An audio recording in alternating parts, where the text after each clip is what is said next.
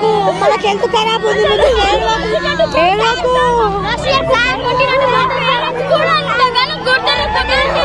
మాకు క్లాసెస్ మంచిగా చెప్తారు, ఫుడ్ మంచిగా పెడతలేరు. అసలు వాళ్ళు మంచి ఫుడ్ తింటారు, మాకేం చెడ్డ ఫుడ్ పెడతారు. మేము ఎలా తినాలి? మీ ఫుడ్ వాళ్ళని తింటారు, వాళ్ళకి జీతం వస్తుంది. వాళ్ళు వేరే ఫుడ్